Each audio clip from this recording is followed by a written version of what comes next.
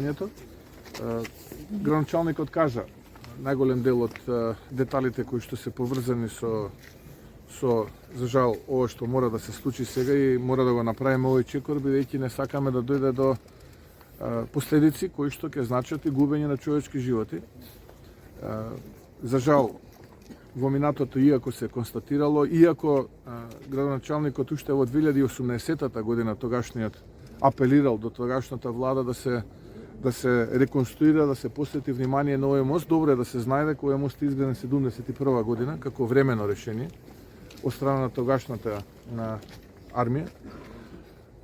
После толку години, би рекол, ако денеска го гледаме, тоа се 53 години, ова времено решение полека но сигурно станувало некако трајно решение и дојдовме до состојба во која што мора да се преземат вакви чекори. Јас од моје име би сакал да им се извинам на Велешани и на сите оние граѓани кои што во следниот период, за жал, ќе имаат зголемен сообраќај низ Велес и нема да може да се користи овој мост за сообраќај. Навистина жалам што ова мора да се случи, но подобро да ние примиме некој политички куршум, отколку да, не дај Боже, загубиме човечки живот. 53 години, за жал ништо, 54 година ништо не се направило. Колегите од Градежниот факултет и покрај тоа што ќе повторам, градоначалникот тогаш уште во 2018 година апелирал и покрај тоа што во 2019 е сменета категоризацијата од локален во државен, ништо не е направено. Станува збор за 7 милиони денари кои што се барани за санација на истиот. Ништо не е направено и сега сме доведени во ситуација во која што сме, да колегите од Градежниот факултет при Универзитетот Свети Кирил и Методи донесат заклучок во кој што се вели дека во овој момент се забранува секаков вид на сообраќај на овој објект, бидејќи конструкциите се од висок ризик. Од висок ризик, инаку вако отприлика изгледаат хоризонталните носачи. Ева да видите како изгледаат отприлика.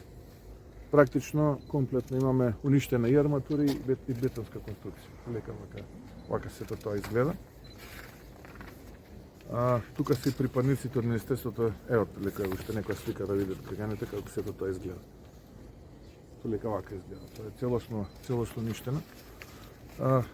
Припадници на Министерството за внатрешни работи, специјалните единици се тука, има и нуркачки активности за да може колку толку да снимат одоздоле во делот на темелењето, да може да им се даде на колегите од Градежниот факултет, час поскоро да го изготват тоа техничко решение за кој што зборуваше градоначалникот, за да може во следните до 90 дена максимум имаме каков таков сообраќај, барем во едната лента преку користење на сигнализација со семафор.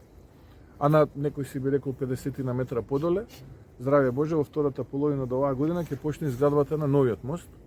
Од директорот на јавното претпријатие Државни патишта сум информиран дека следниот период, следниот недела 2 месец најдосна ќе заврши повикот за избор на проектанти, тие веднаш ќе може да почнат да проектираат.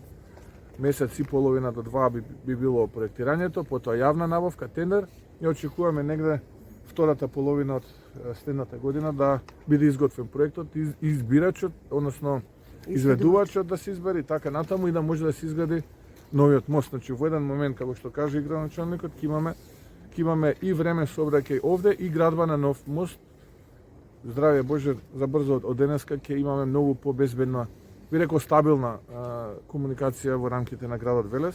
Ја користам можноста да уште еднашка им се извинам на жителите на Велес и на околината кои што периодов ќе бидат би рекол сведоци на зголеме сообраќај кои што ќе се случува низ градот Велес, но ќе повторам, затоа сме тука, јас заедно со колегите и министерот за транспорт и вице-премиер, министерот за внатрешни работи, пратениците се тука, градоначалникот, директорот на јавното претпријатие. Подобро ние да бидеме тие кои што ќе ја понесат таа политичка тежина, отколку не дај Боже да загубиме човечки живот и тогаш после сите ние да бидеме виновни зашто сето тоа не сме го направиле порано. Затоа се одлучивме на овој чекор.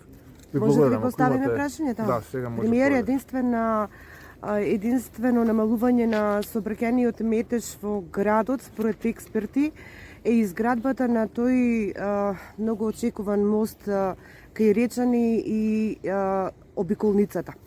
градот кој што има улици проектирани за 4.500 возила, низ него сега возат 17.000 регистрирани, според еве овие експертски мислења се единственото решение од она што ни се случува или џунглата на Велешкиот асфалт. Ке помогне владата, ке го изгради апсолутно, тој мост кај Речани и обиколницата? Да. Кога? Па во фаза сме да се проектира сето тоа и ќе биде изградено. Прашање може би до министерот и директорот кој јавни одмена тука кажа дека во декември ќе биде распишан јавниот повик за мостот. Дали е распишан? Дали има некој пријавено? Дали знаат? Па да, кажав јас, не знам Слушно, да. проектирањето ќе е уште нешто ќе повторам. Проектирањето, изборот на практично крајот на јавниот повик за избор на проектантска куќа ќе биде завршен во следниве месец дена максимум. И потоа ќе се почне проектирање на истото тоа.